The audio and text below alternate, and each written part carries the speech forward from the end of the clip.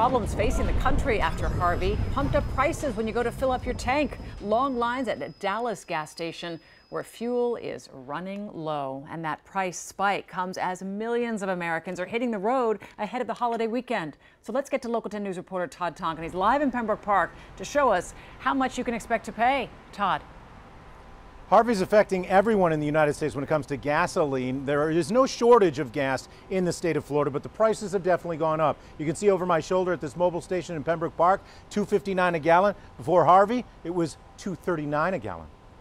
Refineries and pipelines along the Gulf Coast supply 30% of the fuel for the United States, and many are shut down or severely limited in production, causing a nationwide spike in gas prices. Right now we're looking at an average of $2.50 in Florida, $2.55 in the Miami metro area, and $2.60 in West Palm Beach. That's right. The prices jumped 20 cents in just 1 week, and experts say rising prices will continue for at least a few weeks. Looking about 5 to 6 cents per day.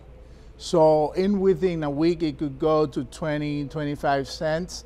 It all depends. It can't come soon enough for Denise Tonkin, who had trouble talking to us because she had to pay attention as to how much gas she's pumping. I have my problems, financial, so I have to be careful. I need my car. Right. So you got to ration the gas. Yes. You know, especially here in South Florida, you have to drive long distances everywhere, so you know, you stay at home longer. Now, the Trump administration has made some efforts to try and stabilize the prices. They've tapped into the emergency petroleum reserves. They've also gotten waivers from the EPA to refine winter gas, which is actually cheaper than summer gas because of the way it's refined. When those refineries come back online, they'll be able to refine gas quicker and cheaper. In Pembroke Park, Todd Tonkin, Local 10 News.